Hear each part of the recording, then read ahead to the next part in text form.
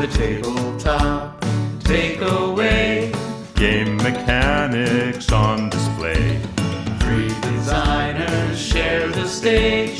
Pick a genre and we'll play. The tabletop takeaway. Welcome back to the Tabletop Takeaway. I'm Ananda. I'm Charlie McCarran. And I'm Trevor Muller-Hagel. And today we are going to talk about Homeworlds. Homeworlds is an abstract strategy game that is part of the Looney Labs Ice House series. Mm-hmm. So they have, so basically Looney Labs has this thing called the Ice House pieces, which are these little plastic pyramids. They come in 3 different sizes, small, medium, large. And they are... 4 colors. They're 4 colors, yes. Well, actually, there is a 5th color that we didn't use in the game. It's the 5th color. I mean, it's just black, but at least in the ones that I have. But anyway, and we used them in an earlier game that we covered, Zendo. Yes. Yeah, that's right. So Homeworlds is a game about space wars, I guess. Not Star Wars, very specifically. Right. Although I was thinking about the Star Destroyers as we were playing because they do look. They do look. So they're pyramid shaped. So they're like very long pyramids. Yeah. But so the way that Homeworlds work is you have your home star system, which is a binary star, and in the game, stars are represented as pyramids that are standing upright, so that the point is going up. And then you have your ships, which are represented by pyramids that are on their sides, so the pointy bit is going away from you. So your homeworld is 2 different sized pyramids, and each pyramid is, of course, one of the 4 colors, and each of the colors corresponds to one of the different actions. So there's 4 actions in the game. You've got you've got, let's see, what order are they in? So you've got the green action, which is construct, which lets you build ships. And when you construct a ship, you have to build a ship of a color that you already have in that system, and you have to take the smallest ship possible from the supply. So in a 3-player game, there's 4 ships of each size and color in the supply. And then once the smallest ships are gone, you can start constructing the next largest. Then you have the blue action, which is trade, which lets you swap one of your ships with a ship of a different color but the same size. There's the capture action, which is red, which lets you take control of an enemy ship. This is how you attack things. And then you have the travel action, which is yellow, which lets you move one of your ships. And the way that movement works is that you are allowed to move between 2 systems if they do not share any star sizes in common. So you can move between a medium and a small system, or a small and a large system, but you can't move between 2 large systems, for example. And since each player's home system is 2 different sizes of star, each player's home system is connected to only one size of system. But when you're moving, you can discover new systems if you want to. You can say, okay, I'm moving to this star over here that I'm just making up by taking a piece from the supply and putting it here. I need a build action over there, so I'm going on to green planet. Yeah. Or green star. Yeah. And if you're wondering, there's no board. This is just placing the pyramids on the table. A true tabletop game. Yeah. And your objective is basically to this is another game where you are attacking left. Mm-hmm. So you're trying to destroy the home system of the player to your left. I guess like in the first of this series, Element. Yeah. Which is kind of genocidal, but while you're also defending from the person to your right. Yes. So this one felt like there was a lot more you need to pay attention to the person to your right's actions and what they're doing. Yeah. Because if you slip up, we played twice. First one was over very quickly. The second one was actually quite a marathon. Yeah. It's really interesting. Yeah, the first move I made was just like, in that first game was just terrible. It was a very bad move. There was no way. It was over very fast. So, yeah, like we've said in our other abstract strategy games in this series, the first time you play, you're probably going to make some really bad mistakes because you don't really know maybe what's a good strategy yet. And this one in particular, I thought was interesting because there's so many rules that seemed weird and they kind of need them to be there. for it to be balanced, but they all it did feel like there's really cool, lots of different paths to victory. Like, say you can't capture your opponent's ships so that their planet they lose it. They lose if there's no ships in their homeworld, so you could try to capture them. But if you can't pursue that strategy, maybe you just send a lot of ships of the same color. Oh, yeah, I forgot to mention the overpopulation. That's a key rule. Yeah, if there's 4 things of the same color in a system, ships and or stars, they all blow up. Yeah. Which was my preferred strategy. I like just sending massive amounts of colors at Charlie. It was great. But then by that token, you are making yourself vulnerable. Like, you build up a lot of green ships. I could just send one green ship to yours and blow them up in your area. Yep. So, yeah. Yep. Well, just curious, like, what are some other rules that felt weird but necessary? Like, also you can sacrifice a ship, and that size of ship gives you that many actions. So if you sacrifice a big ship, which is 3, gives you 3 actions of that color. So anywhere that you have ships. Yeah, that's a very powerful one. Yeah. But it's also dangerous in that the big ships are better and the way you can save yourself. And I was fascinated because, like, the construction green color, when you sacrifice it, you don't feel like you get as good of a payoff as other things, I feel like. You don't think so? I didn't feel like it. And then maybe I was just watching you because you had green everywhere, dotting kind of the landscape. And so you could just build anywhere. So it might be that being able to build anywhere twice is actually really powerful. But I never actually got to really experience that because I didn't control enough areas. I think green is quite good. If you sacrifice a green, you could potentially even get it back. Like, you sacrifice a 3 green, you get the one you sacrificed back, and then you build 2 more. And that's where, like, 3 green would be the ideal one, but, like, 1 or 2 just never really felt worth it. I mean, it's like almost a 1-for-1 trade. That you or the climb normal the action. check tree super fast. Right. Yeah, I think my takeaway, I'm just going to say it now, is each color being related to an action that's very important to the game.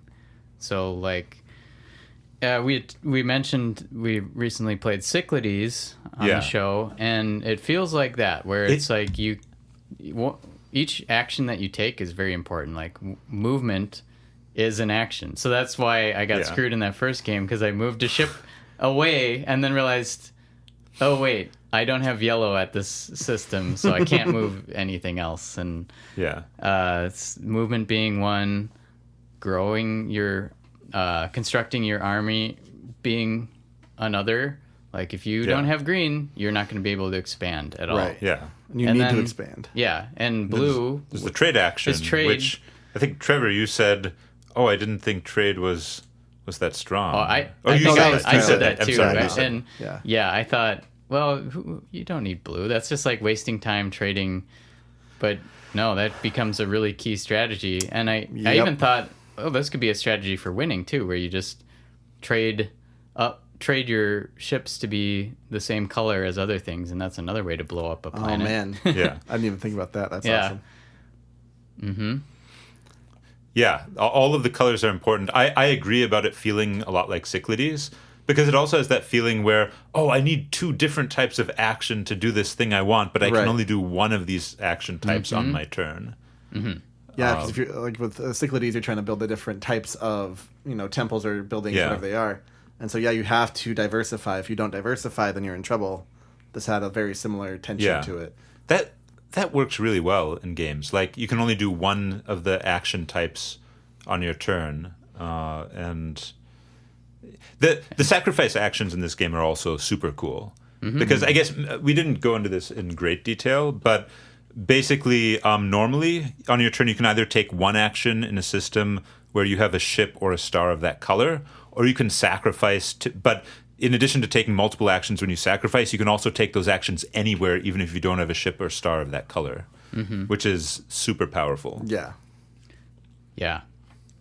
And the other action I didn't mention, but we've talked about, is the red capture action, which is also very fun and seems... Because you convert the ship to your side, so now you have an extra ship in that system. Yeah. And the other piece of it that's interesting that makes it feel replayable too is you get to draft the colors you want as you're starting Right. 2 stars and starting ship. Which is the tier 3 ship, so it's the biggest one. Yeah. So that also means it's the strongest for all the abilities, and if you sacrifice, it has the biggest effect. Mm-hmm. But you have to be careful what colors you pick, because that will have a huge impact on the game. Like, I picked red as one of my colors, and then I blew up my ship, and I was kind of apprehensive when I blew up my ship, because, like, I blew up my ship in order to blow up one of Trevor's stars. Yeah. And then I didn't have a big ship anymore, which meant Charlie was able to come in and turn my planetary defense system against me. Yeah. But just by having bigger ships. I just needed a slightly larger Star Destroyer. Yeah. Yeah, because you can only capture a ship if you have a ship in that system of at least the same size. And all my other ships in that system were too small. The other thing I found interesting was that green could only construct something you already had a copy of in the system that green is located. Yeah. And so, like, the having to plan around, like, okay, do I build and then trade it to something else? When do I move things? Because only yellow can move things. It was a really interesting kind of conversation between the different types of actions and when you could and couldn't do them. And I think for, like, abstract strategy games, you kind of want that thought and that layer of processing because, like, it adds that kind of depth of complexity as you're going through these actions. I was still struggling to get the full chain of everything until close to the end of the second game. Even though I won the first game, that was just because I happened to do the right conditions and I won. Yeah. I think what I like about this game, which draws me to games like this, is every piece is very important. Yeah. Unlike Go or chess or Element, which we played, or even Hey That's My Fish, which we played in the last episode, you're not really thinking about all the pieces on the table at any given time. It's like, well, I played that piece, now it's down. I don't think about it. This one, you can be looking at and thinking about almost every piece on the board. Yeah. And I would almost say that this one has, I know we talked a little bit at length about tactics versus strategy, but this one feels like it could have more strategy to it as you're trying to make a plan to do a thing. So you're having to go to different planets, so you have different actions for those ships. Yeah. And it kind of grows the complexity as you kind of figure out what you're trying to do. And I think that's really interesting. Yeah. Well, on your point about every ship feeling very important, I think one thing that leads to that, and this might actually be my takeaway. There's something else I want to talk about too, but one of the main reasons why every piece feels so important in this game is that the supply is tied into the game in a way that I do not see almost any other games do. Because, you have these pieces in the supply, and each color there's 12 pieces. 4 large, 4 medium, 4 small. And the pieces that are available in the supply are incredibly important for the game because when you take the construct action, you take the smallest piece of that color from the supply. So as the smaller pieces go away, the bigger pieces become available and construct gets stronger. The trade action you can only take if there is a piece of the same size and a different color in the supply. So if certain pieces are gone, you can't trade those pieces, which might be horrible for you depending on the current state of the game. The the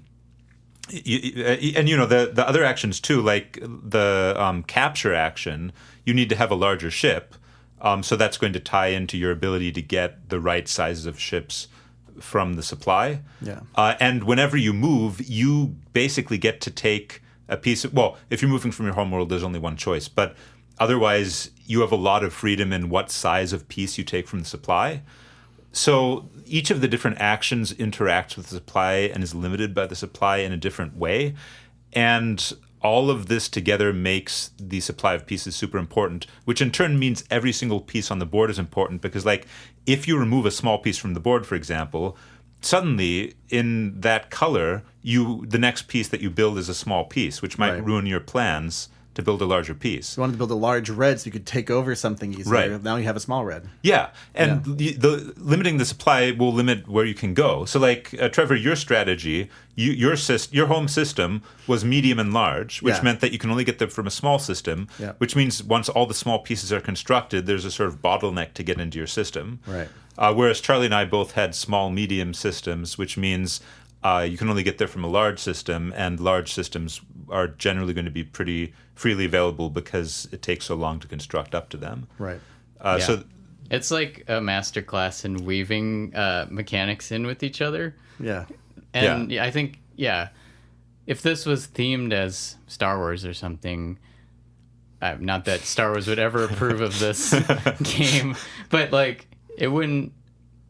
A lot of these rules, like I was saying, are kind of weird, and it would feel kind of weird.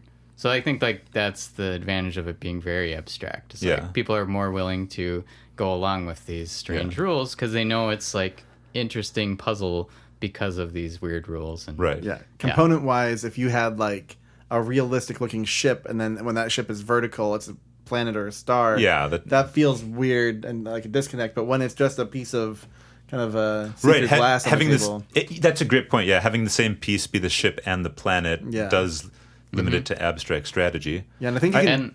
And that every ship you add gives you the actions at that planet. And Right. Yeah.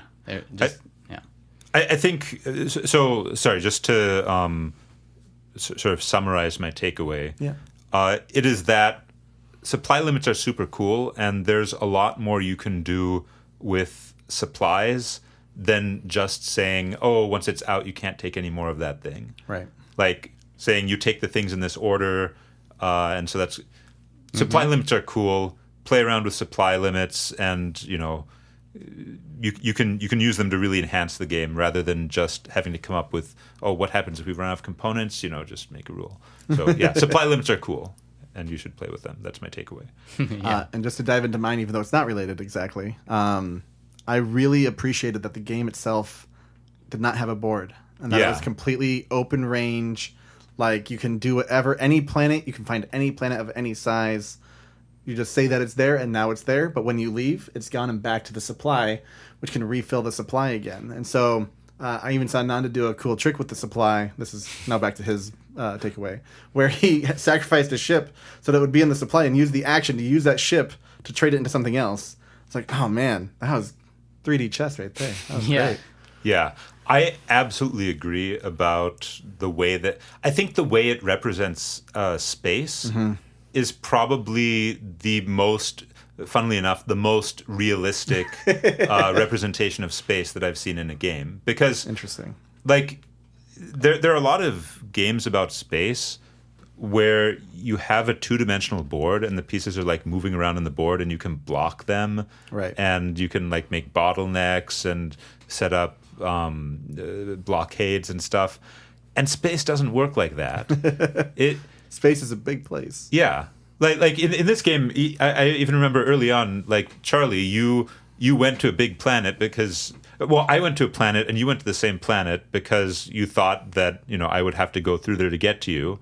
And then I'm just like, no, I'm going to go to a different planet. Yeah. Because it's space, it's infinite. Yep.